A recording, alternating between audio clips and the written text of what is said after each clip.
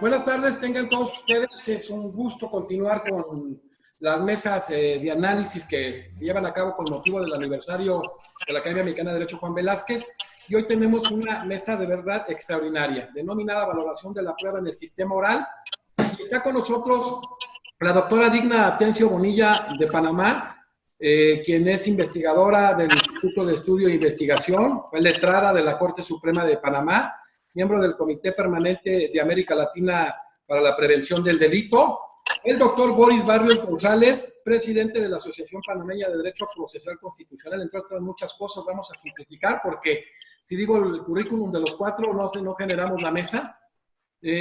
Doctor Boris es también un hombre que ha trabajado muy arduamente en el derecho procesal constitucional. Está el doctor Daniel González de Costa Rica, que es magistrado, ex magistrado, nosotros diríamos ministro en retiro de la Corte Suprema de Costa Rica y consultor de la Universidad Internacional de la Florida. Y el doctor Raúl Irruegas Álvarez de México, quien fue coordinador de la formación de la Policía de la Ciudad de México, ¿sí? Como rector de la Universidad de la Policía de la misma Ciudad de México, fue director de formación profesional de la Fiscalía General del Estado de Veracruz. Cuatro personajes muy influyentes en América Latina en temas de derecho. Y bueno, iniciamos porque esta mesa va para largo, va a ser un agasajo en desarrollarla. Le iniciamos con Digna Atencio Bonilla. Digna, ¿qué es la motivación de la sentencia? Buenas tardes, agradecida con la Academia Mexicana de Derecho Juan Velázquez por la invitación que nos cursa en este panel, en donde me siento muy honrada de compartir con los colegas, en su persona, el doctor José de Jesús Naveja Macías. Vamos a conversar un poquito sobre el tema de la motivación y la fundamentación de la sentencia. En ese sentido, tendríamos que empezar por decir, pues, que la sentencia como una resolución judicial, pues, es la que le pone término a un proceso y se compone de dos principios cardinales, que está la motivación y la congruencia. Con respecto a la motivación, pues, podemos decir que la misma es un deber de todos los jueces y magistrados. En el caso del procedimiento penal, pues, que es el tema que nos aboca esta tarde, tenemos pues que para el caso de Panamá estamos dentro de un modelo penal acusatorio en todo el país desde el 2 de septiembre de 2016 y nuestro Código Procesal Penal le impone un mandato, una orden a los jueces y magistrados en el artículo 22 al decir que es su deber de todos los operadores de justicia el motivar las decisiones jurisdiccionales. ¿Esto qué quiere decir? Que las mismas deben ser congruentes, claras y precisas. También le dice la norma al operador de justicia que en ese deber debe tomar en cuenta que no es la serie de repeticiones de frases preelaboradas, la cita de, como decimos, el famoso copy-paste de una resolución anterior, o traer a cabo extractos de doctrina para sustentar entonces la resolución. No abusar de este tipo de fórmulas para entonces sustentar la resolución judicial, que realmente lo que viene es a responder a las pretensiones de las partes dentro de una causa en concreto.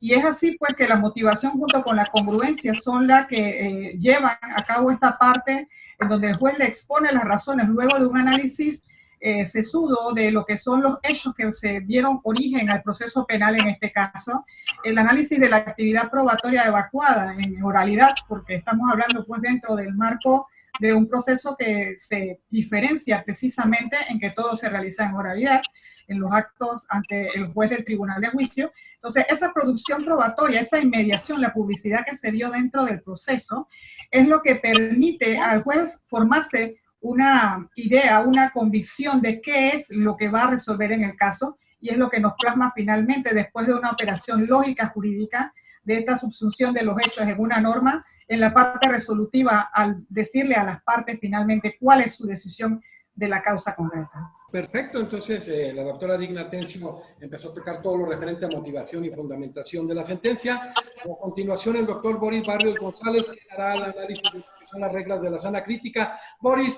¿cuál es el fundamento ideológico de la sana crítica? Gracias, mi querido colega y amigo. Realmente es un gusto acompañarlos y a esta mesa de lujo en la que me has honrado en ponerme. Y agradezco de antemano la invitación de la Academia Mexicana de Derecho, Juan González. Agradezco totalmente la gentileza y un saludo a los compañeros de mesa.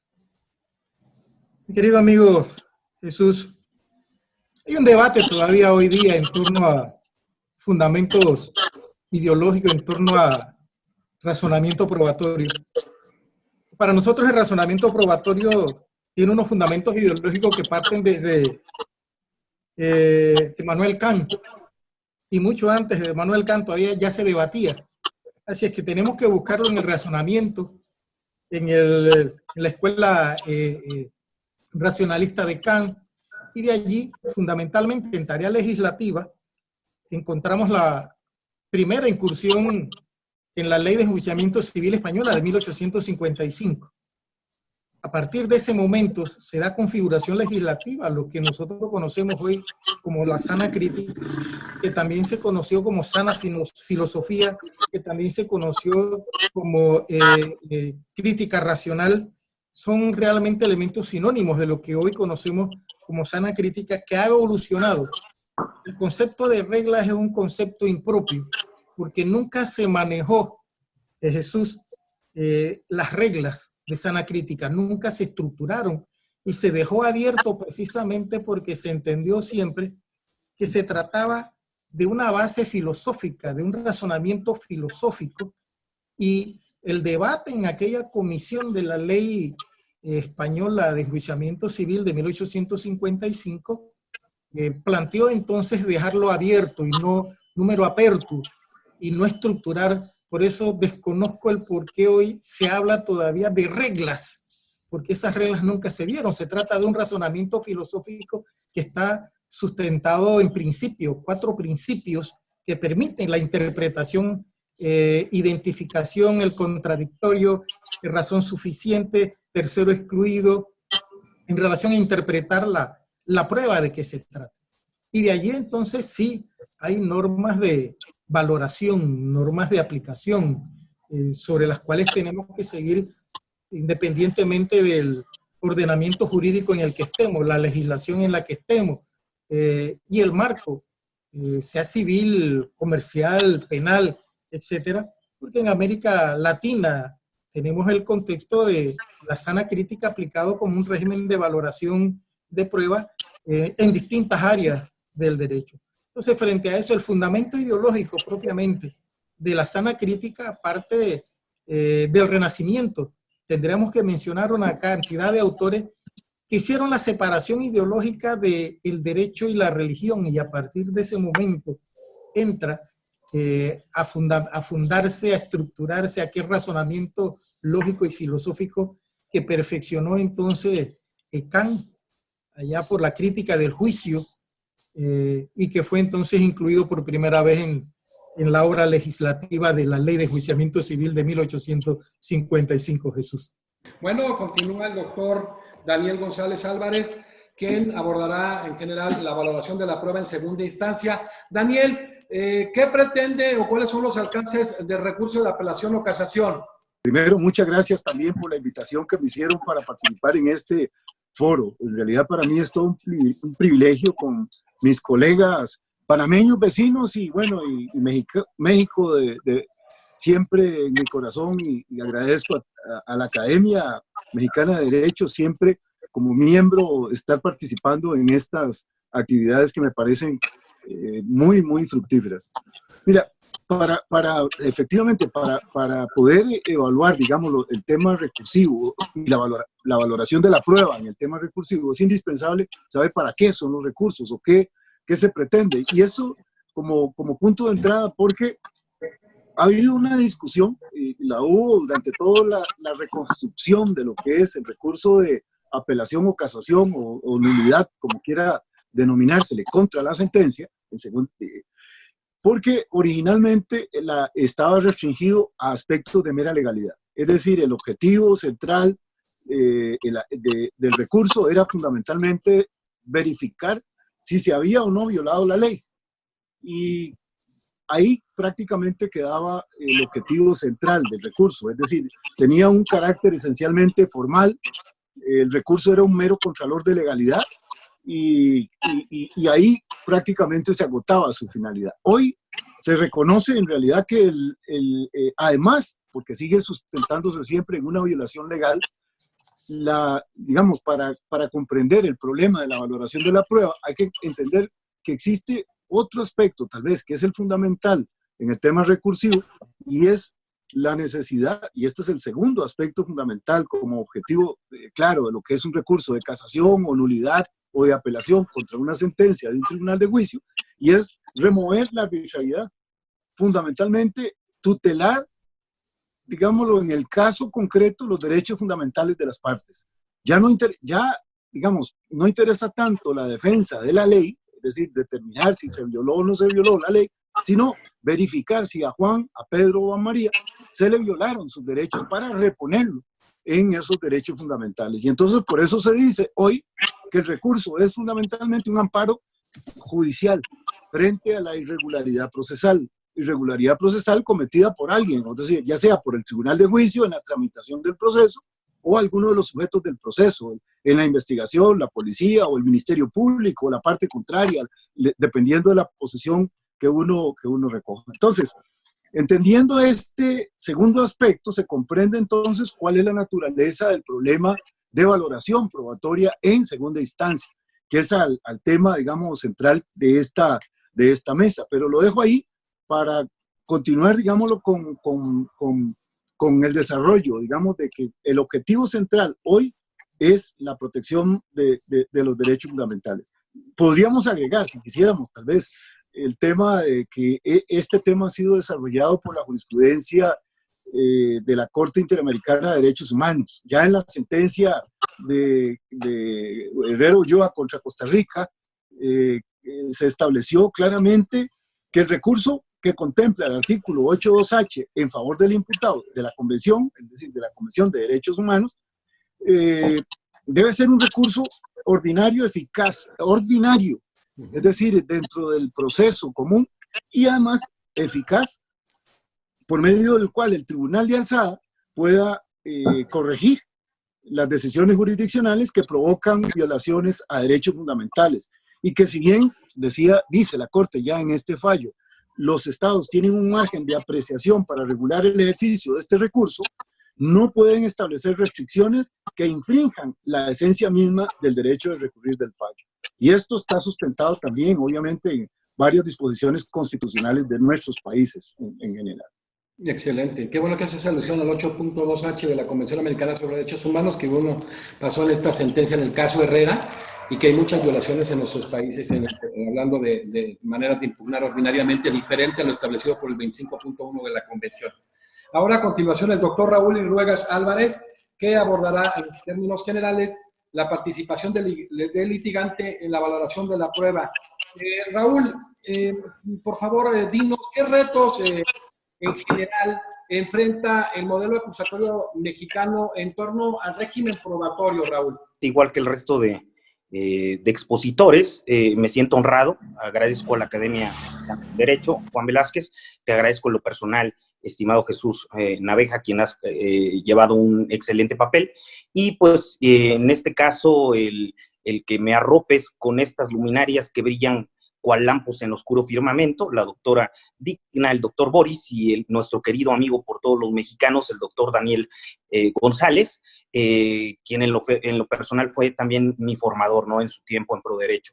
Entonces, agradecerte. Mira, los retos y también abordando un poco lo que han tocado los tres expositores que me anteceden y que de cierta forma va de la mano. El tema de la valoración tiene que ver con cuestiones, o el tema probatorio tiene que ver directamente con cuestiones que al final del día el órgano resolutor tendrá que sopesar para un tema de valoración. La probancia en sí, incluso si nos vamos tocando esto por lo primero que hablaba la doctora Bonilla, y en torno a precisamente la cuestión de la motivación, que va muy de la mano. La argumentación jurídica que deba de hacer, por ejemplo, un resolutor, que será completamente distinto. Si vemos textos de argumentación jurídica, incluso de Stephen Tullman, vemos algunos otros del propio Vigo, de Rodolfo Vigo, de Manuel Atienza, estos presupuestos o el esquema de Tullman, ser algunos soportes extra calificadores para sopesar en un tema tan complejo que es el esclarecimiento de los hechos. en torno a lo que decía el doctor Boris, incluso antes de abocarme al tema de los retos que enfrenta o que veo desde el litigio, sería todo lo que desde hace mucho tiempo, la palabra de probar viene de probar, que viene de demostrar, que viene de mostrar, y que era precisamente hacer evidente o mostrar, o sea, mostrar, hacer evidente, y esto lo vemos dentro de la evolución de las ideas penales, pues desde el Código de Hammurabi. Si nos vamos siguiendo dentro de esta evolución, después de que pasa toda la venganza privada, y nos vamos a los dos principales que no cambian de estadio, más sí de sistema de enjuiciamiento, como lo es la venganza divina y pública, vemos presupuestos muy fuertes en torno al régimen probatorio, como lo que era, por ejemplo, en este caso, la confesional. O sea, el tema de la prueba por excelencia, que era una situación de fe confesional, o sea, y vemos muchos textos que se dieron en ese tiempo de Kramer y Springer, el martillo de las brujas, etcétera, o en la obra Cumbre de las Letras de Miguel de Cervantes Saavedra, en su primera parte, escrita en 1605, en donde aborda en varios capítulos una crítica frontal al sistema de justicia inquisitivo en torno al régimen probatorio por medio de las ordalías o los autos de la fe. Lo habla en el capítulo 6, del 6 al 8, con la quema de libros, y lo retoma de nueva cuenta en el capítulo 22, en el pasaje de los Caleotes. Esto de la primera parte, no la segunda, que se hace en 1615. Entonces, ahí vuelve a retomar que era con los Galeotes el cantar de ansia, ¿no? Entonces, este soporte que se hacía por medio de algún tema de suplicio, o el suplicio muerte, el que hablara posteriormente en el siglo anterior Michel Foucault, pues veríamos que por medio de que metieran las manos al fuego, por tanto esa frase popular. Finalmente, con lo que aborda, antes de dar respuesta, y disculpen que mi extensión, en torno a una cuestión creo que toral, por lo menos en el marco mexicano, no se ha abordado ni profundizado lo tendiente a la teoría de los medios de impugnación. Entonces se me hace completamente luminoso lo que externaba hace unos momentos el doctor Daniel González, y precisamente vemos, ahí también nos tenemos que basar en esta misma secuela histórica, o a los apuntes que diera en su tiempo Floris Margadán o Thomas Monsen, refiriéndonos a lo que era el derecho romano, ¿no? Y vemos ahí los primeros vestigios, tanto antes de los romanos con los griegos, en el tribunal de los Eleastas, cómo se exponía, incluso en algunas figuras que se daban de súplica en frente del pueblo, y estas incluso son mucho más arcaicas que con los propios griegos, que se daban también, por ejemplo, con un ejemplo bíblico, el juicio de Susana.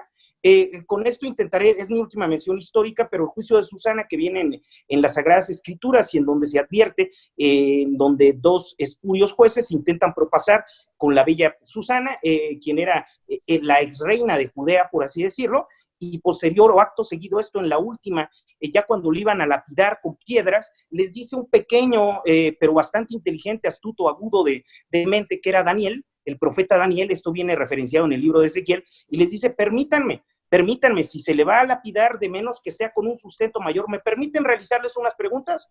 Los jueces se pitorrean y le dicen: adelante. A uno le preguntan nada más que va a ser por separado, lo que pauta, por ejemplo, actualmente el numeral 371 del Código Nacional de Procedimientos Penales en relación con el 391 de la Audiencia de Juicio Oral. Entonces, vemos esta esencia de, primeramente, lo que es la prueba, que ha sido en la secuela, en el curso de la historia, perdón, ha estado presente con personajes también, como lo apuntaba el doctor Boris, con Emmanuel Kant, pero sin dejar de lado postulados de Feuerbach, el propio Jeremy Bentham, quien hace un tratado en torno a la prueba, y otros tantos que siguieron en esta misma tesitura. Retos que tiene el sistema mexicano: uno, comprensión de teoría general de la prueba; dos, en estricto sentido, comprender las dimensiones de las palabras. Diría Gunther Jacobs en su dogmática penal moderna: todo es comunicación. Y en mayor medida el tema de las palabras, de la lingüística, evidentemente se ve en el derecho penal. El penalista, a diferencia de cualquier litigio en torno civil, en torno fiscal, en torno mercantil, evidentemente el primero de los elementos que constituyen el delito como tal, si quieres ver el hecho que se considera como delito, pero el delito como tal es la tipicidad, palabras. Entonces, en esa tesitura, el primer reto sería también el adecuar o ajustar algunos parámetros que en el marco mexicano, el Código Nacional de Procedimientos Penales, te hablan de evidencia, te hablan de registro, te hablan de antecedente, te hablan de dato. En la Constitución te hablan de dato, en el 261 te hablan de dato de prueba, te hablan de medio de prueba, te hablan de elemento probatorio, te hablan de medio de convicción, te hablan de medio de elemento de convicción. Eso es uno de las cuestiones que son retos. Y el segundo reto, la formación. Mientras se desconozca de todas estas asignaturas que antes veíamos, teoría de medios de impugnación, hasta histórica, recordar lo que pasaba con las sacerdotisas de Vesta, o todos este tipo de medios de impugnación que existieron, o sea, la revocatio, posteriormente la appelatio, que se ve por vez primera en Roma, pero que se recoge en la apelación en las ordenanzas de Montalvo, etcétera, o conocer de teorías en este caso de la prueba, ver cuestiones que vayan de la mano. Por ejemplo, para soportar una vinculación en México, en donde se piensa que porque es vinculación a proceso, el estándar probatorio únicamente es probabilidad, pero te remite a una serie de contenidos en donde te especifica la teoría general de la prueba, idoneidad, pertinencia, pero me basaré principalmente en idoneidad.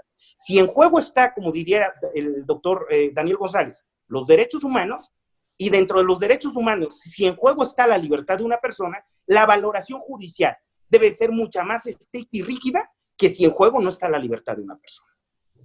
¿Cuáles son las razones del surgimiento del principio de motivación? Sobre las razones del surgimiento del principio de la motivación, recordemos que estamos en un Estado democrático de derecho, en el cual el poder no es absoluto, tiene sus restricciones, sus limitaciones, y en esa labor el juzgador también tiene un deber de responder a la sociedad en la emisión de sus decisiones, en sus resoluciones. Tal vez para quienes estemos en el ámbito de como operadores o auxiliares, en mi caso, de administración de justicia, es el diario y no reflexionamos precisamente el porqué de esta razón de la motivación. Pues la motivación permite, en cierta medida, garantizar la imparcialidad de los jueces. Si bien sabemos que los jueces se deben a la Constitución y a la ley, pues no menos cierto es que a través de este razonamiento que se expone en la decisión judicial, en la parte de las consideraciones, ya sea de un tribunal de juicio colegiado o un juez unipersonal o a nivel pues de la más alta magistratura del país, lo importante es que quien solicite a través de la violación de sus derechos, pues que se le dé una respuesta del caso concreto, tenga una motivación en el sentido de que se explique de forma congruente, clara y precisa cuál es la razón de ser de la decisión a la que se adopta. Esto, ojo, no quiere decir que el juez tiene que responder a todas y cada una de las pretensiones que se plantean, sino que aquellas que tengan un sustento jurídico serán aquellas a las cuales se le dará respuesta. En igual medida, la motivación permite el control difuso de la labor del juzgador. Es decir, en cada caso concreto, como bien abordó el magistrado Daniel, pues tenemos el derecho al acceso a la justicia a través del derecho a recurso. Entonces, en el proceso acusatorio, por el caso de Panamá, en que es de única instancia, tenemos un recurso de anulación contra la sentencia del Tribunal de Juicio y también contra esa decisión podríamos interponer en todo caso un recurso de casación. Entonces, a través de estos dos recursos, lo que se ejerce de parte del juez superior, por decirlo de alguna manera, es un control de la legalidad de las resoluciones judiciales que han expedido pues los operadores de justicia. Es decir, cuando estamos en la vía del proceso, por el caso de Costa Rica, que tiene una doble instancia, la apelación nos permite el control de la actividad de lo que hizo la parte. En este caso, pues estamos hablando de proceso penal, quien comete un delito. Entonces, eso es a lo que se aboca el juez de la primera instancia. Y el control jurisdiccional por la Corte en sede de casación sería entonces respecto de esa legalidad de la resolución judicial. Si esta cumple con todos los requisitos que las normas de procedimiento le dan al juzgador para la realización del proceso. Y recordemos también que la motivación es una de las vertientes del debido proceso y por tal, pues también comporta una garantía fundamental dentro de lo que es la realización del proceso y más en el Estado democrático de derecho.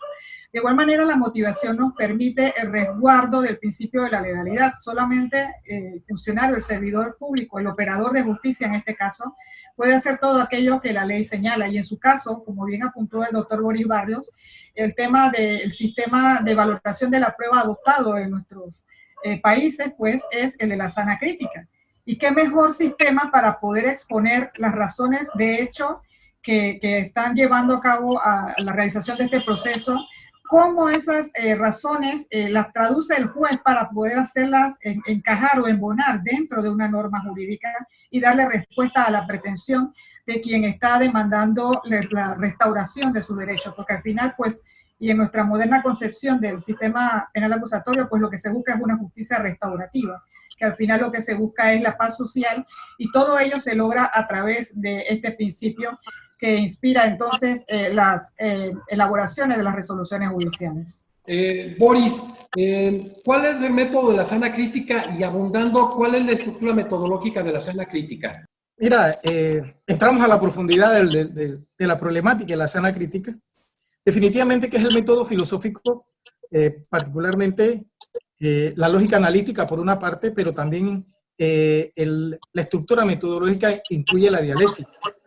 Y es aquí donde hay una separación idiomática en la sana crítica por parte de operadores jurídicos, litigantes, y o es lógica formal o es lógica no formal. Y hablamos entonces de la lógica analítica, que es la lógica formal, y ahí entran los principios de la lógica y de la filosofía clásica, que generalmente, y esta es la crítica que se viene haciendo en el debate de la evolución de la sana crítica, a la teoría de la sana crítica, porque hoy se plantea no las reglas de la sana crítica, sino la teoría de la sana crítica frente a la evolución que ha tenido el derecho a partir de la segunda posguerra, que ha implicado un cambio profundo en la teoría política, en la teoría constitucional, en la teoría jurídica, que hoy está transformando la teoría del proceso, y en eso también ha venido transformando la fundamentación ideológica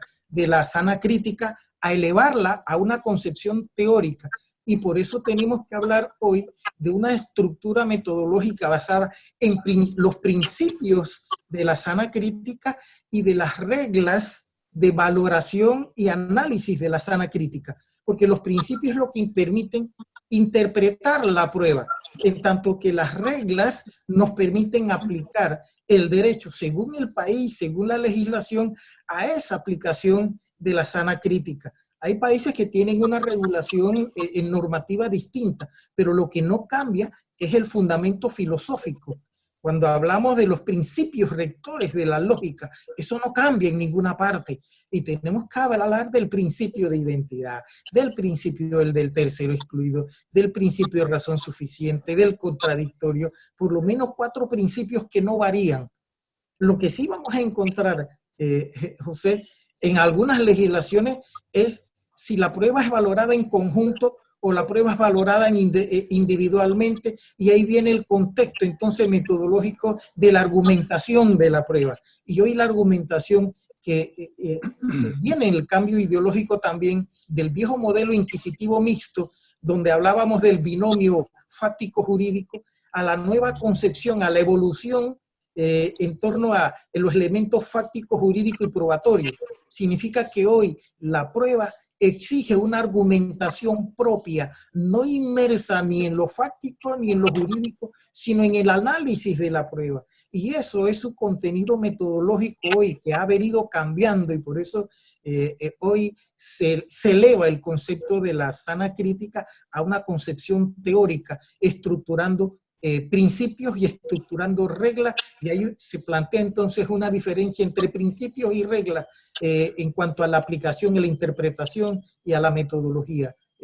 José de Jesús. Daniel, ¿puede un tribunal de apelaciones o de casación valorar la prueba recibida en la audiencia de juicio oral? Efectivamente, y creo que retomando lo que dice mi apreciado profesor Barrios, lo que ahora señalaba en relación con hechos y derecho, que esta fue, digamos, una polémica que se dio a finales del siglo pasado en relación a los alcances, digámoslo así, que tenía el recurso de casación o apelación contra la sentencia, digamos, en un sistema de única instancia, donde se decía que el tribunal de alzada no podía descender, y se hablaba como una cuestión espuria, descender al problema fáctico probatorio, y que debía reservarse solo al tema jurídico.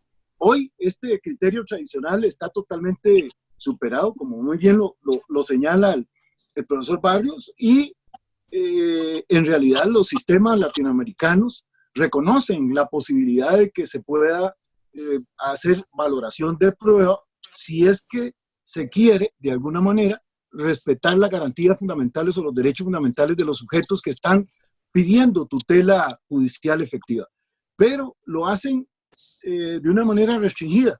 Es decir, no hablan de un examen abierto y directo de valoración de prueba para preservar digámoslo así, la trascendencia del juicio oral, por respetar el principio de mediación, la voluntad y participación de los sujetos en el proceso, su derecho a presenciar y participar en la recepción de prueba, en primera instancia, lo que implica que el de segunda, que no va a estar presente en el desarrollo y la recepción de la prueba, o en el desahogo de la prueba, no podría entonces realizarla con la misma propiedad que lo haría el tribunal de primera instancia.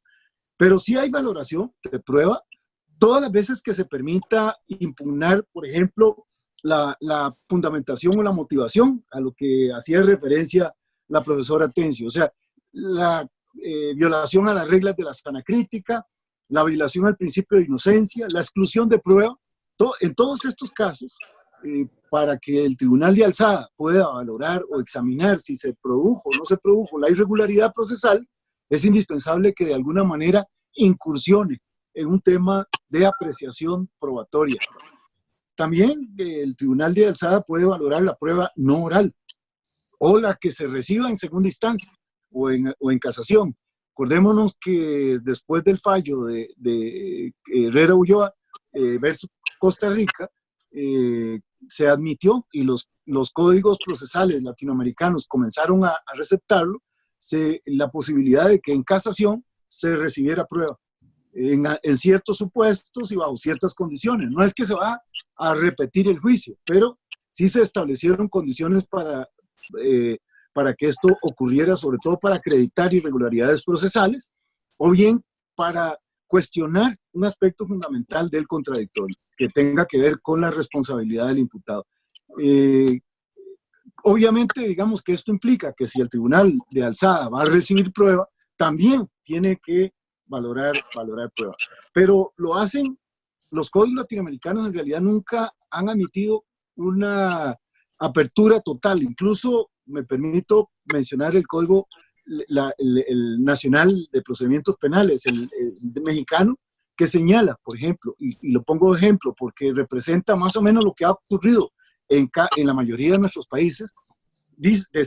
Señala, dice, la fracción segunda del artículo 468, dice, puede impugnarse la sentencia en relación a aquellas consideraciones contenidas en la misma, distintas a la valoración de la prueba. Vean que señala de que está indicando de que las partes pueden impugnar la sentencia en aspectos siempre que referidos en la sentencia, distintas a la valoración de la prueba, siempre y cuando no comprometan el principio de mediación, o bien aquellos actos que impliquen una violación grave del debido proceso. Esta norma fue declarada contraria a la Constitución, y me parece que con buen tino por la Suprema Corte, en un reciente precedente, la Sala Primera de la Suprema Corte de Justicia de la Nación, declaró que esa disposición es contraria a la Constitución, y dijo expresamente que el recurso de apelación, porque en México, nada más para informar, se le denomina apelación también al recurso de impugnación contra la sentencia del Tribunal de Juicio Oral, a pesar de ser un sistema de única instancia. Es decir, por lo menos de solo una instancia, primera y la impugnación, digámoslo así, como ocurría en la mayoría de nuestros países.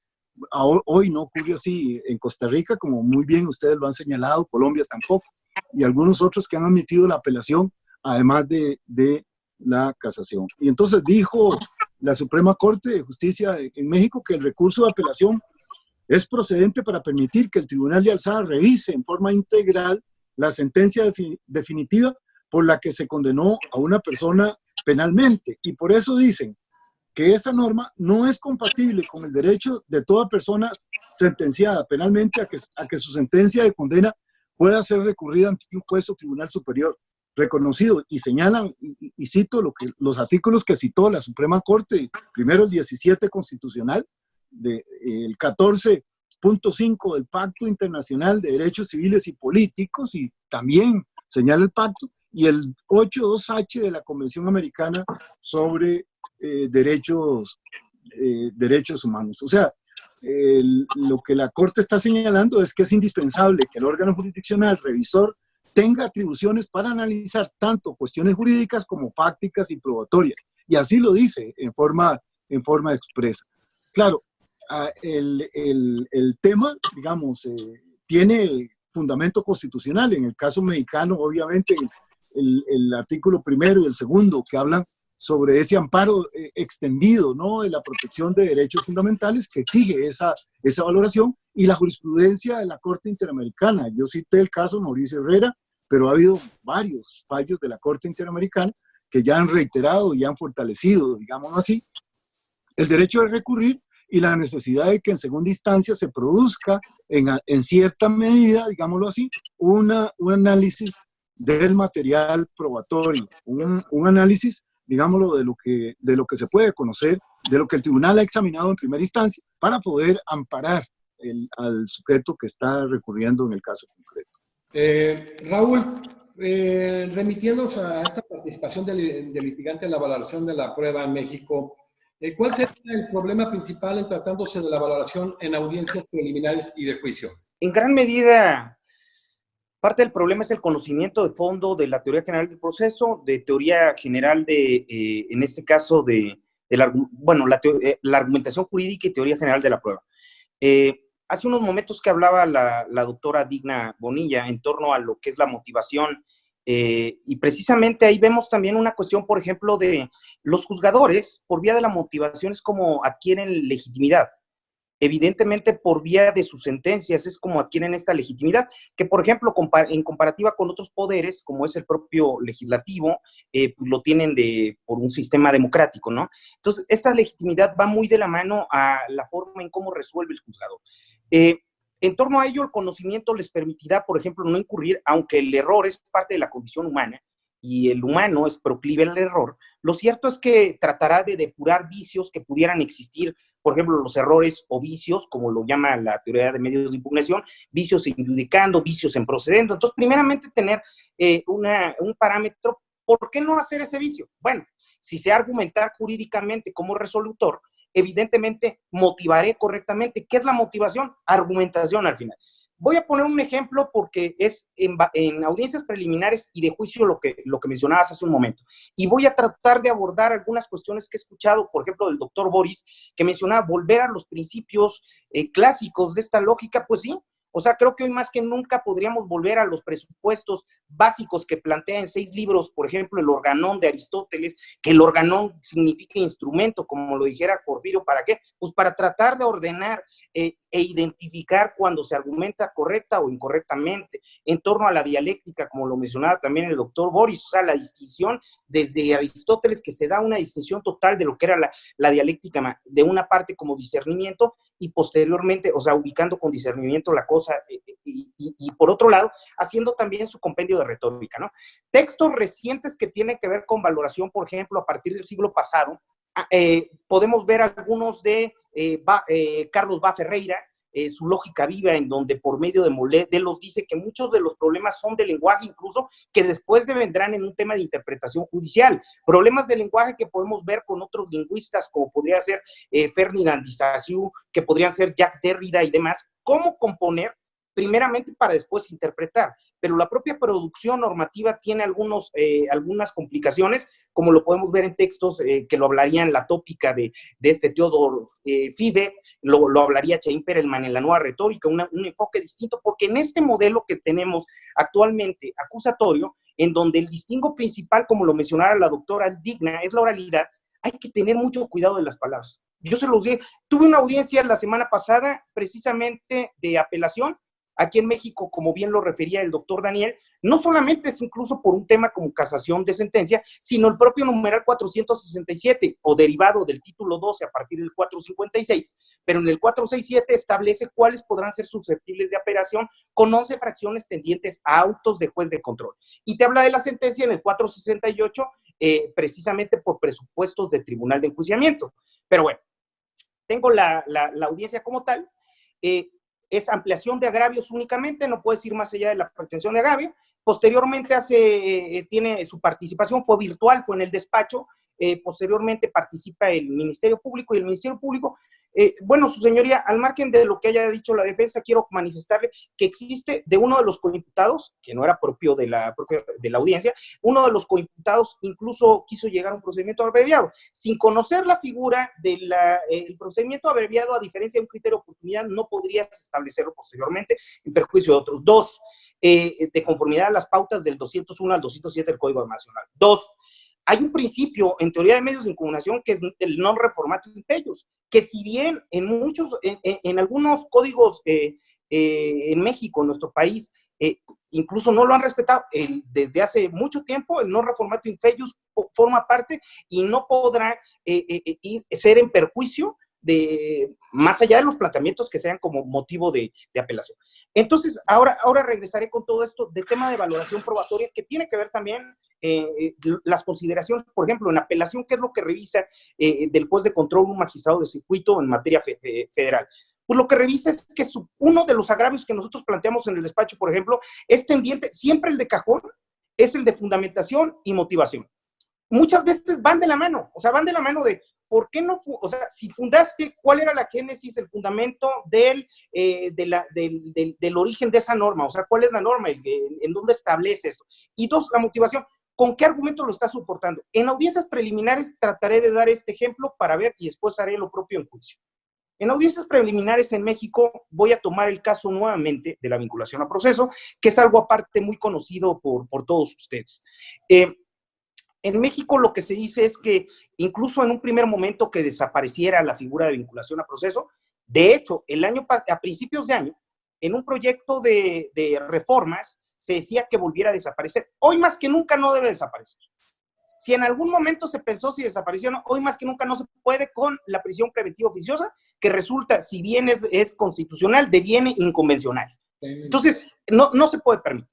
Pero en relación a los presupuestos, mucho, en este caso, operador del sistema, como puede ser Ministerio Público, asesor jurídico cuando va en coadyuvancia, que a mí me ha tocado también participar del lado del Ministerio Público, o cuando estoy como defensor, en este caso privado, y los propios juzgadores piensan que la vinculación a proceso es una cuestión de mero trámite, de igual manera que, por ejemplo, la formulación de imputación. ¿Cuál es la diferencia? Pues en una formulación es una comunicación, yo le digo a todos, la audiencia inicial es una audiencia de lógica inversa. Vas a vincular cuando tienes los presupuestos, si no, no vas a esta audiencia como órgano de oposición. Entonces vas a vincular. O sea, no vas a formular, no vas a controlar detención, vas a vincular. De la mano de algunos principios rectores como concentración y continuidad, pues vas a vincular. Sin embargo, no, porque es de lógica inversa, no puedo vincular sin antes conceder derechos que tiene el imputado, como sería conocer, por ejemplo, en este caso, además del proceso constitucional, saber qué hechos se le están imputando, si no sería como un tema kafkiano en el proceso, ¿no? Que yo sepa, no conoce nunca que le están comunicando. Entonces, es una audiencia de lógica inversa. ¿Cuál es la diferencia de formulación? Que ustedes también lo saben. Bueno, una simple comunicación. En el momento que además es el auto como resolutivo, que es susceptible de apelación, sería precisamente la vinculación a proceso. Y en este sentido, ¿por qué? Porque posiblemente el juzgador diga, y a mí me lo han dicho en muchas audiencias, jueces federales, jueces locales, bueno, como que justifican al Ministerio Público. Bueno, defensor, pero como sabrá, estamos en una audiencia preliminar, en una etapa bastante previa, en etapa de investigación, se llama en México, pero en otros lugares se llama de estas 3 maneras. Entonces, en una etapa preliminar, y como tanto, pues el estándar de probatorio, pues es probabilidad, y pues, por tanto, independientemente del Ministerio Público, solapan al Ministerio Público cuando no lo debieran de solapar. El presupuesto es mínimo, cierto, es mínimo, pero exige un ejercicio de razonabilidad. Claro que sí. Si nos vamos a la luz de lo que pauta el numeral 316 del Código Nacional, dice que se establezcan razonablemente, entonces el legislador quiere un ejercicio racional, porque el juzgador no es un artilugio atávico. El juzgador es humano. El juzgador, siendo humano y ocupando los principios de la lógica, pues luego razona. O sea, si todo ser humano razona, el juzgador es humano, luego razona. Entonces, Ese ejercicio racional lo impone en el numeral 316 y tendrá que decir, dice, que establezcan razonablemente el hecho así como la probabilidad de que lo haya cometido o participado en su comisión por vía de datos de prueba. Cuando habla de datos de prueba, te remite de forma automática al numeral 261, que palabras más o menos porque no lo tengo enfrente, pero dice de forma errática también referencia a determinado medio de convicción, hablamos de otro tópico, que aún no ha sido desahogado ante órgano jurisdiccional. Me pregunto, entonces, ¿ante quién? Pues si estás ante el órgano jurisdiccional, se estime idóneo y pertinente, te habla de estos dos presupuestos en torno a teoría general de la prueba, idóneo y pertinente, para demostrar, dice, el hecho, así como la probable participación del imputado. El hecho, yo como defensor no quiero probar ese hecho. Y finalmente dice, y la probable participación del imputado, pues se está metiendo en una teoría que se denomina teoría del sujeto responsable, en donde bien pudo el legislador poner intervención en el hecho. Más allá de esta situación también, que pareciera únicamente escrutinio de palabrería, pero no, es tema de semántica, tema de orden. ¿Por qué se llaman ordenamientos? Porque debieran de tener un orden. Entonces, la valoración en torno a régimen probatorio, en vinculación a proceso, no es mero trámite. Si vamos a temas de valoración, que además el Código Nacional establece en el 314-315, dice incorporación de datos y medios de prueba en la audiencia. ¿Qué es lo que pasa por lo menos en los últimos 2 años que he estado litigando? Lo que ocurre es que te dice el juzgador, no le voy a permitir porque no es una mini audiencia. O sea, un argumento falaz totalmente. Yo creo que es un paralogismo porque no se da cuenta con intención realizarlo el juzgador, simplemente se va por lo que ha escuchado. Entonces lo que dice es, no se va a llevar, no le voy a permitir que desahogues medios. Pues para mí mejor, lo presento a modo de dato, la simple enunciación. Pero vean, ese sería un problema. Segundo problema en torno a valoración en la audiencia inicial, en México. Al Ministerio Público, si se acoge al plazo constitucional, le permite, sin que exista contradictorio, le permite, más bien le dice, el Ministerio Público, si se va a acoger al plazo constitucional y va a solicitar una medida de privación de libertad, tendrá que establecer los datos de prueba. De inicio me decían muchos ministerios públicos que estuve también en muchos lados capacitando, me decían, profe, pero es que eso es injusto. Le digo, pues injusto ¿para quién? Para nosotros como fiscales. No, hombre, injusto para el imputado, porque a ti no te van a refutar. ¿Para qué ibas a la audiencia? ¿Vas a vincular? Es más, si solicitabas por orden de aprehensión, ¿qué presupuesto te pide para orden de aprehensión? Probabilidad. Probabilidad más exigente incluso que si fuera por vía de flagrancia. ¿Por qué más exigente? Porque te remite el Código Nacional un tema de clasificación jurídica con todos los, circunstancias de tiempo, modo y lugar. Te habla incluso hasta de naturaleza jurídica de la conducta. Cierro con la parte preliminar porque es muy importante. Disculpen a todos los que me están escuchando, que me esté extendiendo, discúlpenme, nada más que es muy importante. Porque hoy más que nunca, incluso en México, no debe desaparecer. Con puro dato, evidentemente, voy a poner un ejemplo muy simple. Raúl viene en su coche y en eso, amarillo y vámonos. Choca contra otro vehículo. Desafortunadamente existe un deceso en este hecho en este hipotético que acabo de inventar. ¿Cuál es el problema? Evidentemente, con una institución en México de delitos inexcarcelables, como es la prisión preventiva y oficiosa, y si el Ministerio Público supeditado, no estoy diciendo que siempre a la dádiva o cualquier cuestión, pero puede darse, supeditado a ello, hace en este caso, un homicidio en calidad de dolo. Pues la diferencia es que esta persona está en el tanque. Está en la cárcel. Va a tener que estar en la cárcel privado de su libertad. Distinción que si es en vez de que sea un homicidio doloso, sea culposo, no tendría este problema. Entonces, el parámetro para razonar, en este caso, datos de prueba, tendría que ser completamente más fuerte. Y voy a retomar el esquema de Toulmin, que es un libro luminoso que siempre se lo recomiendo a todos mis alumnos porque se me parece el más sugerente en torno a un esquema de argumentación, dependiendo, hay otros también igual de luminosos de Rovira y Alexi para ponderación de derechos, etcétera. Pero en tratándose de argumentación, evidentemente el esquema de soportar con mayores a todos los porqués. O sea, si tú evidentemente tienes una pretensión, que también se ve en teoría de medios de impugnación, aquí hay de dos. Hay aquiescencia, o sea, aceptación, queda convencido y entonces ya no necesitas nada. O dice Toulmin, si en este caso, pues necesitas un porqué y entonces vas a ir soportando con estos datos. Entonces, en la audiencia inicial en México, nada, no es tan simple como parece. Y evidentemente, si quieres, lo dejaré para la última parte porque me extendí en torno a algunas precisiones en la audiencia de juicio oral, con muchos mitos también que en México no abonan en absolutamente nada, tendientes al tema de inmediación. En México, como bien sabemos, es completamente distinto lo que ocurre en los Estados Unidos, por hablar. No quiero hablar tampoco de audiencias preliminares en Estados Unidos como el Tribunal Indagatorio, pero hablaré del jurado popular. Bueno, vamos a la última participación de los integrantes de esta extraordinaria mesa. Digna, ¿cómo se hace el reclamo de la falta de motivación de la sentencia? Gracias, José de Jesús. Sobre el reclamo de la falta de motivación en una resolución judicial, tenemos dos escenarios y voy a referirme específicamente a la decisión emitida por un tribunal de juicio en donde realmente la práctica de prueba se da en la oralidad. Bien, nos queda a través de la vía del recurso de anulación emplear las causales de naturaleza probatoria. Como bien apuntaba Raúl, el tema de que se ve el error de juicio y el error de hecho en el cual ha incurrido el juzgador. Entonces, en esa vía de pensamiento, pues tienes dos causales probatorias, el error de derecho en la apreciación de la prueba y el error de hecho en cuanto a la existencia de la prueba.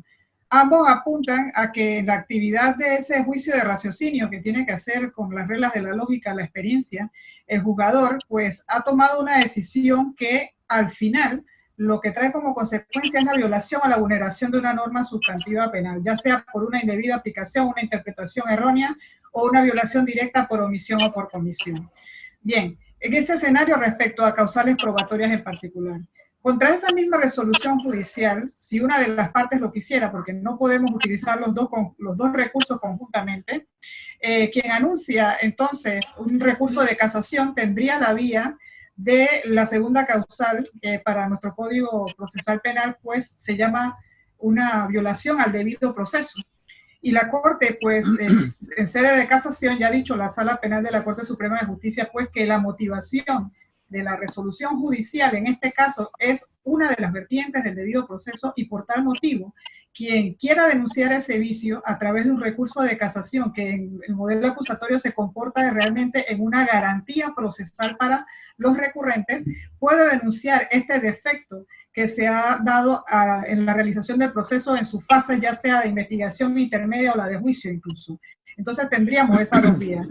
También podría ensayarse un tercer aspecto y sería lo que llamamos las causales concurrentes, que quien denuncie en anulación invoque causales de casación también conjuntamente con ese recurso. ¿Qué haría en el ensayo? Pues precisamente tomaría una causal de error de derecho en la apreciación de la prueba o el error de hecho en cuanto a la existencia de la prueba y aduciría conjuntamente la causal que tiene que ver con la violación al debido proceso.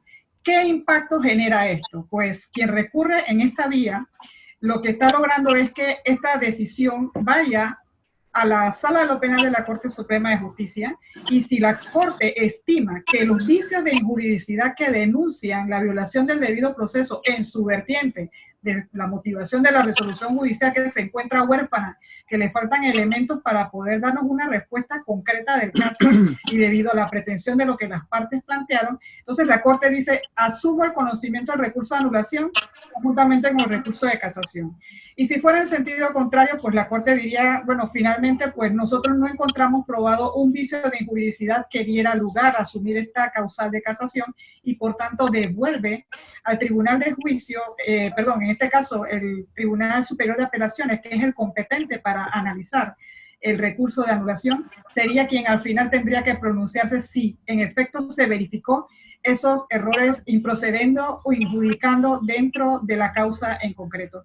Y es así como las partes podrían, entonces, a través de estos medios de impugnación. Pero finalmente nos queda también la acción de revisión. A través de la acción de revisión, y es una causal que nosotros, a pesar pues de lo que ya ha iniciado la implementación del modelo acusatorio, seguimos considerando una causal novedosa, porque dentro de la acción de revisión se contempla también una causal que tiene que ver con el error de hecho en la existencia de la prueba, permitiendo que si con posterioridad a la emisión de una decisión judicial en el tribunal de juicio, ya existiendo la cosa juzgada, pues sobrevenga un medio de prueba que sea novedoso, ya sea valorado conjuntamente con las que ya se practicaron en la audiencia o con ese medio de prueba en particular, permita quebrar la cosa juzgada, entonces a través de esa causal de revisión, perfectamente la parte podría entonces impugnar ante la Sala Segunda de lo Penal de la Corte Suprema de Justicia esta falta de motivación que realmente no llenó los requisitos que venimos indicando, la congruencia, el hecho de ser breve, conciso, preciso, no entrar en la repetición de frases, de citas doctrinarias, el abuso en citas doctrinarias, sino un razonamiento lógico jurídico con base en todas estas herramientas que nos han comentado Daniel, Boris y Raúl respecto de cómo se debe llevar a cabo ese juicio de la sana crítica por parte del juzgado. Boris, en este sentido, ¿cuál es la diferencia entre principios y reglas de la sana crítica y en qué consiste la argumentación de la prueba y su diferencia con la argumentación de la sentencia? Mira, la teoría de la sana crítica ha venido evolucionando, José de Jesús y a los colegas de la mesa, conforme ha venido evolucionando los cambios de paradigma a partir de la Segunda Guerra Mundial. Y esta concepción ha tenido que irse adaptando a esos cambios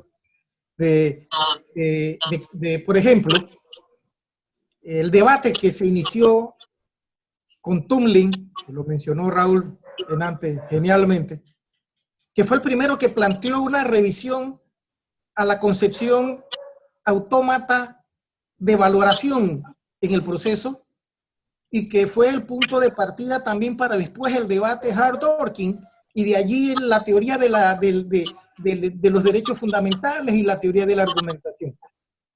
Y la sana crítica es el método de valoración de la prueba, el que hoy implica una confrontación de reglas y derechos fundamentales. La sana crítica no puede hacer ajeno a ese proceso de evolución. Por eso hoy yo me inclino incluso a hablar de argumentación más de motivación, y los códigos latinoamericanos han ido muy lento, muy tímido, haciendo el cambio del concepto de motivación al concepto de fundamentación y al concepto de argumentación.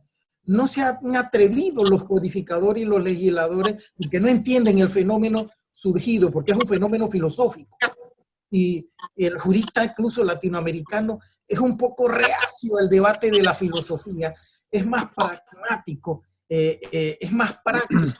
Y le huye a ese debate filosófico que hoy está inmerso en las transformaciones del derecho. Incluso Daniel hablaba antes de esos derechos fundamentales y de ese fallo en Costa Rica que produjo un cambio a nivel de América Latina. Nosotros estamos en deuda en Panamá, Daniel.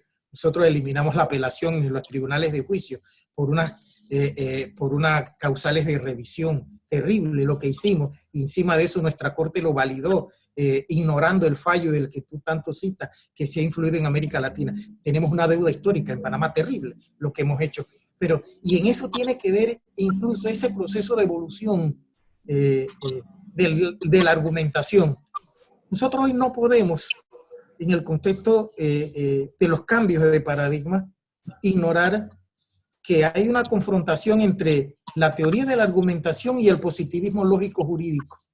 Eso es irrebatible, porque el positivismo lógico jurídico se quedó en el silogismo y lo cuestionó los grandes pensadores y procesalistas latinoamericanos, señalando que el silogismo como fundamento de la decisión judicial ya no resolvía el problema a partir de la Declaración Universal del Derecho, del Pacto de Roma, del Pacto de San José, del Pacto de los Derechos Civiles y Políticos. Ahí se quebró la pirámide de Kelsen y se quebró, por lo tanto, la premisa mayor, la ley, la premisa menor, el hecho investigado, allí se rompió. Entonces, frente a eso, hemos tenido que evolucionar hacia la teoría de la argumentación.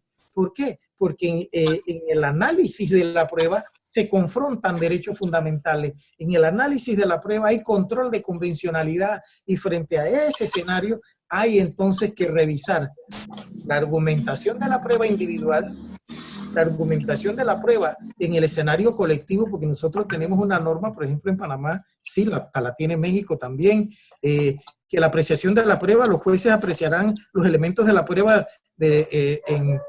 conforme a la sana crítica, de manera individual y de manera colectiva. Y si entramos a la prueba testimonial, que es hoy la prueba en el proceso acusatorio, no puede introducirse prueba si no es a través de la oralidad, tenemos entonces que individualizar, ya sea el órgano de prueba, el objeto de prueba, el medio de prueba, pero además en conjunto con el resto de las pruebas incorporadas al proceso. Y entramos entonces en el escenario individual de la prueba, tanto así, y en México estoy al tanto de el debate, si es alegato inicial o es teoría del caso, porque no tienen la expresión propia de teoría del caso, del alegato inicial, si entonces entran los elementos fácticos, jurídicos y probatorios, y eso implica una argumentación individual, pero también una argumentación en la sentencia de la prueba. Entonces estamos en esos escenarios hoy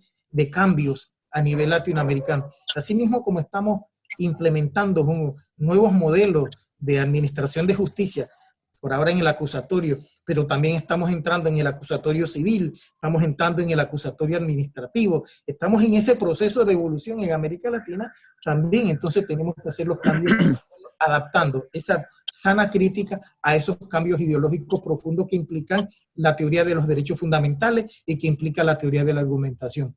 José de Jesús. Gracias, Boris, muy amable, gracias, Raúl.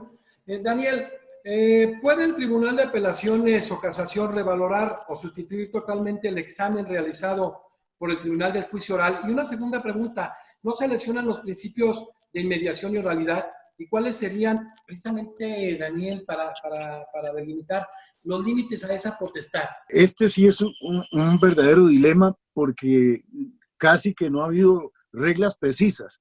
Los sistemas procesales no han planteado, y esto hay que resaltarlo, y muy bien aquí se ha expuesto, una sustitución total de la valoración de la prueba de primera instancia en el caso de la segunda instancia. Es decir, no, si bien se ha considerado necesario que el Tribunal de Alzada realice una valoración de la prueba, ningún sistema ha propuesto que esa valoración sea total y absoluta. Es decir, no han planteado la necesidad de que haya un juicio total en segunda instancia. Por lo menos no lo han señalado como que sea indispensable para la protección de los derechos fundamentales. La jurisprudencia constitucional y convencional, la Corte de Derechos Humanos, no ha indicado los límites. Es decir, si ha señalado, ha ampliado, digámoslo así, la necesidad de que el Tribunal de Alzada valore prueba recibida en primera instancia, pero no ha indicado si es absoluto, si es total. Digámoslo, la verdad es que el problema aquí es valorar si otros principios, es decir, si otras condiciones exigen que haya límites y que no pueda ser total, digámoslo, la valoración que realice el tribunal. En doctrina y en jurisprudencia, algunos países sí han señalado que el Tribunal de Alzada puede examinar la valoración de la prueba, pero no sustituirla por la suya propia. Esto tal vez es la clave de lo que podrían considerarse como los límites de la valoración de la prueba en segunda instancia. Por ejemplo, si estima el Tribunal de Juicio Oral que el de primera se equivocó, valoró indebidamente, irregularmente, debe señalar en qué consistió el yerro, cuál fue la violación a las reglas de la sana crítica, como muy bien ha señalado sobre todo el doctor Barrios. Es decir, la necesidad de que se especifique cuáles de todas las reglas o cuál de todos los aspectos que conjugan las reglas de la sana crítica ha sido infringido en el tema de la valoración probatoria. Pero luego el tribunal, el Tribunal de Alzada, al constatar que ha habido una violación a las reglas de la sana crítica en la valoración de la prueba o un problema de falta de fundamentación, como lo señalaba la doctora Atencio, o sea, de detectar de que hay una inadecuada fundamentación o motivación en la resolución que la hace arbitraria, pues aquí el problema está hasta dónde entonces puede ingresar el Tribunal de Alzada para sustituir o para reparar el vicio. Y eso es en lo que no ha habido acuerdo. En general, algunos consideran que no puede ser absoluto. En eso sí estamos claros.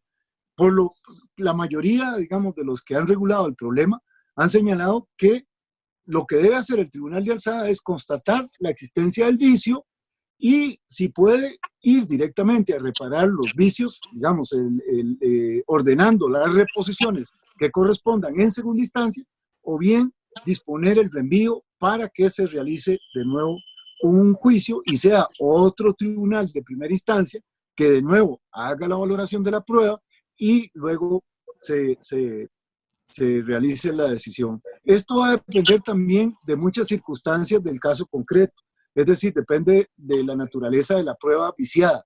Por ejemplo, estamos hablando de una prueba que incide en la decisión, porque si, por ejemplo, hay un vicio en la valoración de la prueba relacionado con prueba que no es esencial, pues el fallo, digamos, aun cuando se reconozca, el Tribunal de Alzada reconozca que se produjo una violación, perdón, de las reglas de la sana crítica en la valoración de la prueba, no necesariamente va a ordenar una reposición del juicio oral, porque la prueba irregular no es esencial para la toma de decisión. Pero bueno, estas van a ser tal vez las circunstancias. Pero aquí es muy importante, quisiera cerrar tal vez con este aspecto, la participación de los sujetos del proceso.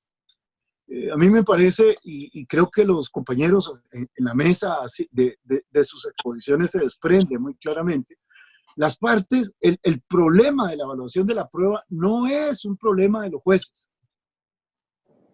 Y lo quiero resaltar, porque por lo general se considera que son los sujetos, perdón, que son los jueces los encargados de valorar la prueba. Es cierto que el tribunal al final debe valorar la prueba, motivar la resolución, pero tanto en el tema de la motivación como en el tema de la valoración de la prueba, los sujetos del proceso tienen una importantísima función, y esto en la actividad recursiva, porque deben señalar, por ejemplo, si yo estoy inconforme con la manera, en un recurso ante un tribunal de alzada, estoy inconforme sobre la manera en cómo el tribunal de primera instancia valoró la prueba, mi deber como parte es señalar en qué consistieron estos vicios, dónde estaban las equivocaciones y cuál debió haber sido la valoración correcta.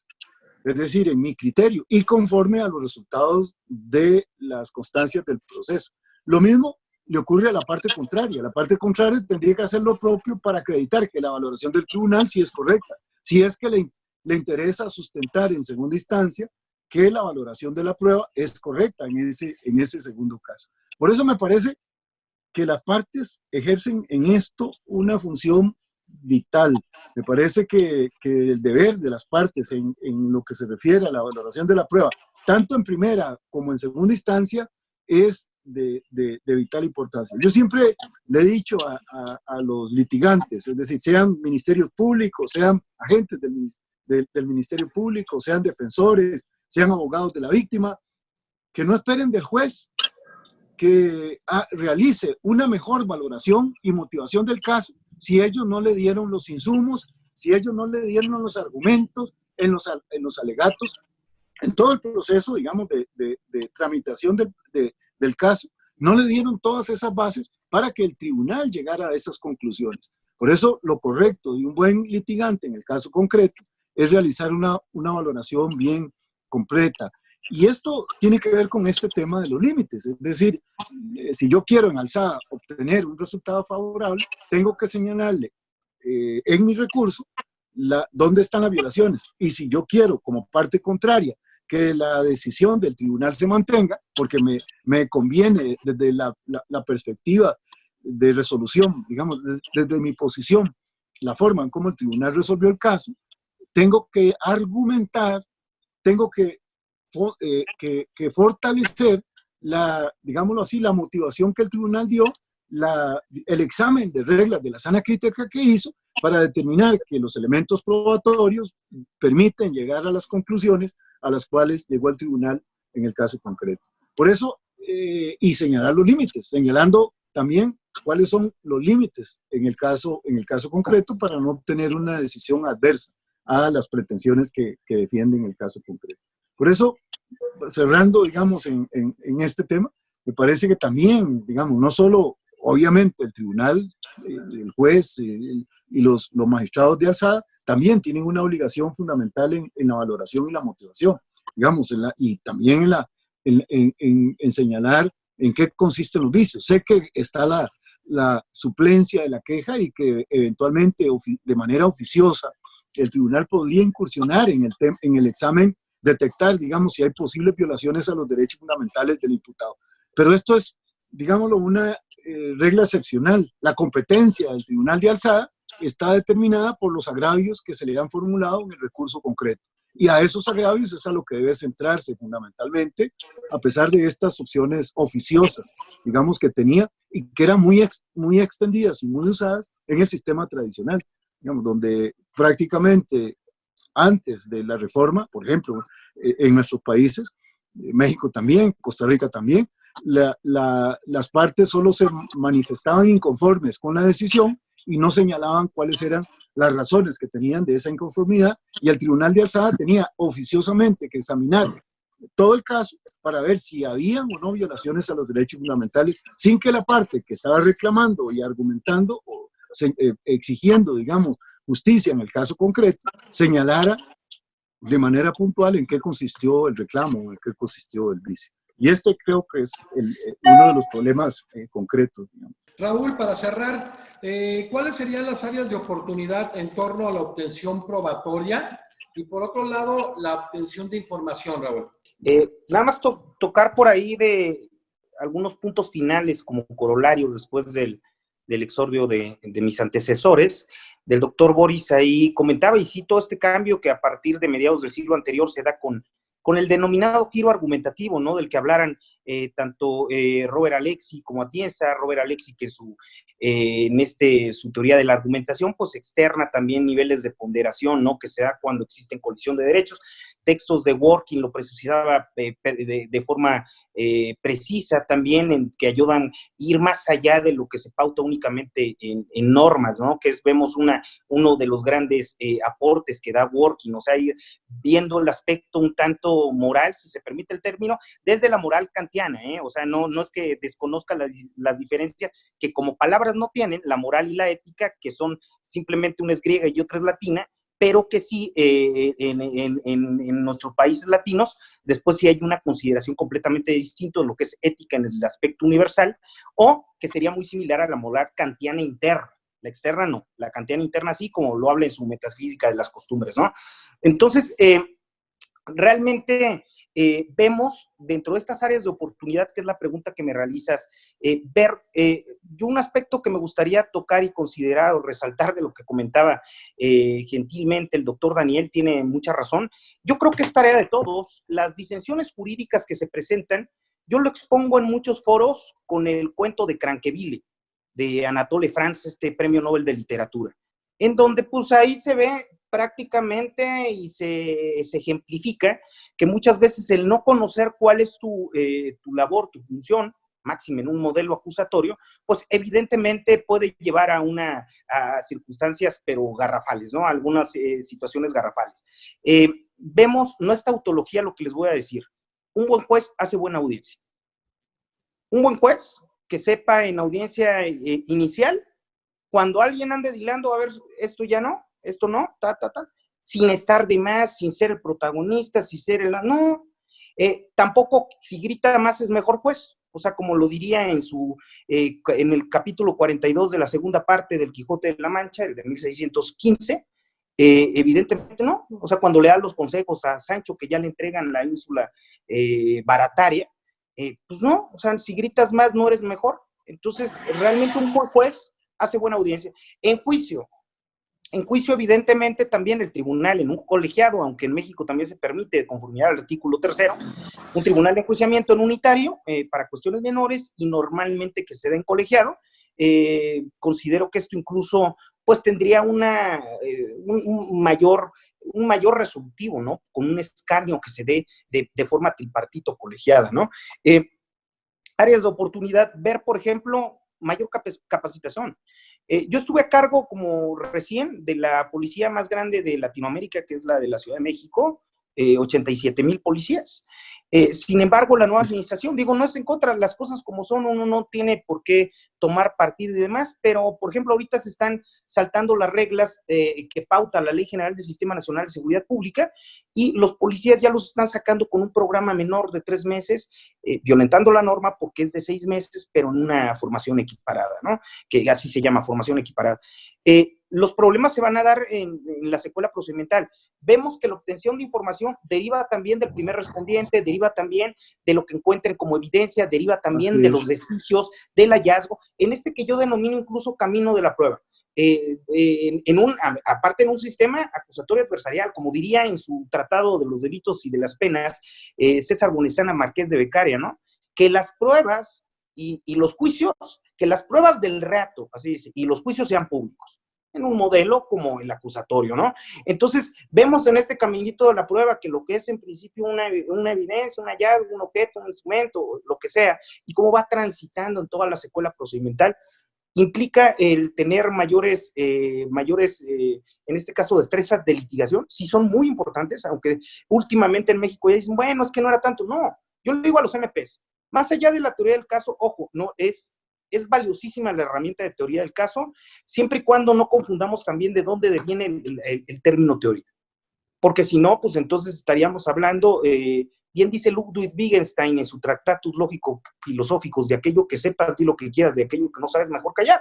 Entonces utilizamos muchas veces de forma desmesurada conceptos como el de teoría sin saber de dónde devienen, del método positivo que se instaurara en un primer momento por Comte, este gran personaje que nace en 1798 y muere en 1857, y derivado también de aspectos que ya se daban desde antes con René Descartes, y te hablan de lo mismo, o sea, la evidencia, probar, ¿no? El probar, el ejemplo de la manzana que pone Descartes con el espejo en su discurso del método, etcétera, ¿no? Entonces, tener claro este presupuesto previo para entender lo que es un método científico, que yo he hablado incluso con mucho criminalista, que piensan que los criminalistas o los peritos resuelven. El único que resuelve es el señor juez, y resuelve muchas veces.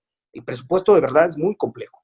Es tan complejo que no creo que unos juristas seamos tan arrebatados de sentir que tenemos mayor intelecto que los grandes filósofos que han transitado, muchos de ellos también abogados, como Immanuel Kant o Federico Hegel y otros tantos, ¿no? Entonces, en torno a es la demostración, o sea, tratar de llegar a un esclarecimiento de los hechos, presupuesto de verdad muy difícil, pero el juzgador lo que tiene enfrente es del cajón de las muchas mentiras que se dan, mentiras incluso que no ciertamente pudieran ser con intención. Esto está demostrado por Freud en uno de los actos fallidos, en uno de sus tratados. Pues hay testigos que posiblemente ni siquiera lo vieron en esas condiciones, pero se generaron ese tipo de pensamiento. Eso puede ser por un lado. Por otro, el valor que se le da en todos nuestros países en Latinoamérica al testigo ni hablemos en Estados Unidos o cuando solicitan procedimientos de extradición, pero al testigo de referencia, cuando muchas veces incluso en audiencia inicial, pues les dice, espérame, pero si lo que le dijo fue, pues yo al que quiero ver es a o que soporten con incluso en el mismo informe que están presentando en el registro, pero de la víctima si lo está relatando, porque me lo relatas de Otra cuestión, ponen las fiscalías exactamente igual un dicho y otro, y también ya está demostrado que no debe ser. Entonces la crítica a la teoría la hago en el sentido, con el mayor recato que sea posible. De hablar de teoría te habla en principio de muchas hipótesis, pero antes de las hipótesis de muchas líneas de investigación, y antes de esas líneas de investigación tener en claro que lo que puede estar en juego es violación de derechos fundamentales, y como tal, yo les digo a los MPs que lo primero que tienen que hacer es dudar. ¿Dudar de qué? De todo. ¿Y tú como MP qué tienes que hacer? Dudar. ¿Dudar de qué? De todo. Estoy hablando de presupuestos en torno al régimen probatorio, niveles de convicción, que es el más allá, por ejemplo, de toda obra razonable, que lo expone en un texto Jordi Ferrer Beltrán, aunque Jordi Nieva Fenol también tiene la duda en el proceso, Michel Tarufo, que ha expuesto un estudio sobre la prueba. Entonces, es dudar sin caer en el relativismo, sin caer en el escepticismo total, desde el enfoque popperiano, si fuera en torno a la lógica de Karl Popper, en torno al principio de falsación, pero sí dudar, o sea, como MP, dudar el por qué lo que te está llevando el policía. 2, corroborar. ¿Y cómo corroboras? Con actos de investigación. Y mandas de la carpeta, si enfrente aparecía en fotos que se encontraba una tintorería, si se encontraba una vulcanizadora, manda a recabar información. Obtención de información, ahí sigue el caminito. ¿Cuál será la parte final en juicio? Bueno, la técnica de litigación. Técnica de litigación que yo, no es que esté en contra de la teoría del caso, simplemente en el marco mexicano la teoría del caso como tal, expuesta en los alegatos numeral 394, como alegatos de apertura, incluso el propio legislador dice, será una exposición de la acusación de forma concreta, casi le faltó nada más poner lacónica, es decir, al grano, brother, o sea, lo que es. Porque el tribunal de enjuiciamiento ya conoce la acusación. 1, 2. En derecho comparado, ¿qué sucede cuando hay un jurado pues, con íntima convicción, no tiene que fundar y motivar, un tema que tocó hace unos momentos la doctora Digna, pero en México sí. Bajo y en muchos de los países latinoamericanos se tiene que fundar y motivar. Entonces, cuando no existen los sistemas de jurado, evidentemente el tema de la argumentación jurídica tiene un pesaje menor. Con todo y que la inmediación nunca podrá ser puda, existen presupuestos en nuestra máxima constitucional en México, el 20 constitucional, por lo menos las 5 primeras fracciones te hablan de prueba. Fracción primera, esclarecimiento de los hechos, los objetivos del proceso, que el culpable no quede, etcétera, etcétera. Fracción segunda, la denominada en la dogmática penal por varios tratadistas como Horvitz, Lennon, Masle, Binder, Beitelman y demás, que hablan precisamente de la inmediación formal, presencia del técnico. Tercero, prácticamente no se aborda ahí, pero sería la prueba como tal. La prueba se refiere ya a la inmediación material, o sea, la exposición de la fuente directa, y en este sentido, ¿qué es lo que implica? Del litigante y del operador jurídico, evidente, pero también del juzgador. ¿En qué sentido?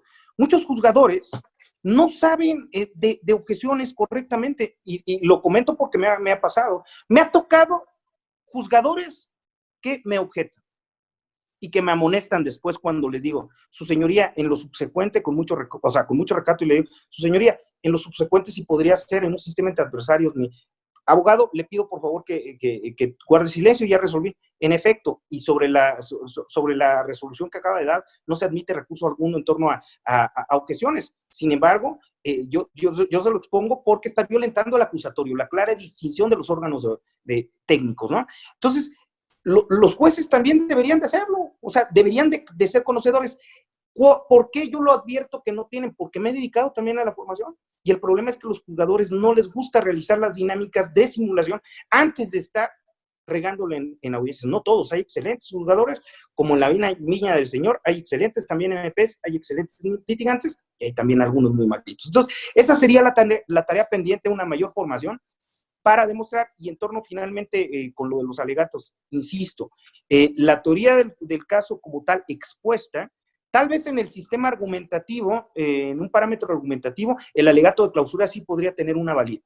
¿Por qué? Porque será la inducción al tribunal de enjuiciamiento de decirle, hey, juzgador, derivado de todo lo expuesto, y atendiendo a los grandes, ahí sí ya echarle la carne al asador con todos los que conocemos, el perfecto orador de Marco Tulio Cicerón, las instituciones de Quintiliano, la oratoria de Cicerón, los discursos de Demóstenes, en donde nos hablara de ese discurso tan magnífico, las Filípicas, en contra de Filipo Rey, Licias con sus discursos, con todo y que era bastante criticable, posteriormente Licias y el resto de oradores en este texto en este diálogo, de Platón, tanto Protágoras o los sofistas, como Gorgias, ¿no? O sea, en donde se advierte Pollux y Gorgias que están ahí discutiendo. Pero es regresar a esas fuentes, tal vez sí tiene un valor preponderante, alegato clausura, y sí conocer la estructura de la teoría del caso, que sin que nos dijeran que así se llamara, y bajando niveles de teoría, porque sería también entonces considerar, yo soy muy crítico en tratándose de teorías de imputación de responsabilidad penal,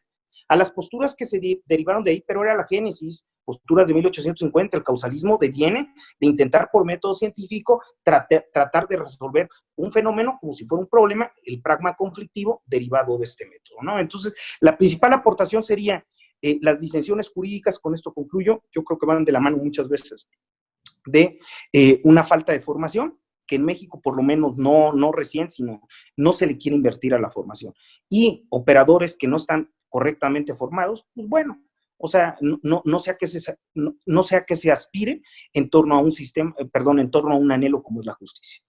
Muchísimas gracias, Raúl. Bueno, una mesa extraordinaria, la de valoración de la prueba en el sistema oral, de verdad, el abordaje que se hace primeramente por la doctora Digna Atencio Bonilla en el tema de motivación, donde también viene un gran debate, ya lo dijo Juan Melgarejo, vicepresidente del Instituto Panamericano de Derecho Procesal, que muchas veces jueces resuelve previo a establecer la motivación, y ahí viene para muchos el trabajo de los filósofos del derecho, por parte del doctor Boris Barrios, que le mandan un saludo a varios amigos de las mesas anteriores, Domingo García Belaunde, Marcelo Figueiredo, que lo extrañaron en la mesa, por ahí José Julio Fernández, que pues también establece este tema de las reglas de la sana crítica. El doctor Daniel González Álvarez, la verdad un histórico, lo decía Raúl, quien realmente introdujo el sistema a México, trabajó, generó operadores. Ese déficit que me marca muy bien Raúl de operadores, que es un factor exógeno que se ha descuidado muchísimo,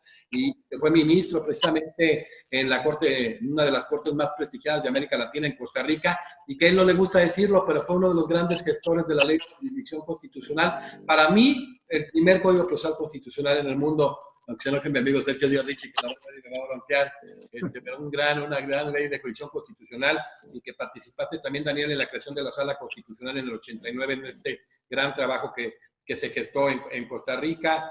Y bueno, mi querido amigo, el doctor Raúl y Ruegas Álvarez, bueno, con esta participación de litigante y que abonó muchísimo a todo lo que sucede en América Latina, no solo en México, un hombre también muy estudioso, Raúl, y todos estos debates académicos que viene uno muy interesante que estamos por subir a las mesas, por el caso de Michel Tarufo, que toda esta corriente que ha generado, ahora habla de la desaparición de la carga de la prueba, y que bueno, va a haber en el caso americano un gran debate que vamos a tratar de subir en la Academia Mexicana de Derecho, porque es el debate que se viene. La verdad que la Academia Mexicana de Derecho los agradece, decía Raúl, que estoy junto a Monzo, yo creo que los cuatro son grandes juristas latinoamericanos, de verdad, son miembros, unos distinguidos, ya lo platicaremos, honorarios, grandes amigos y miembros del Consejo Directivo, gente muy, muy preparada, y esta mesa yo creo que va a ser un referente ahora que se está viendo todo este trabajo en Europa y en América Latina. Yo de verdad, a nombre de la Academia, les agradezco. Esto va a ser un material pedagógico en el ámbito de la cognición jurídica del más altísimo nivel. Yo creo que quien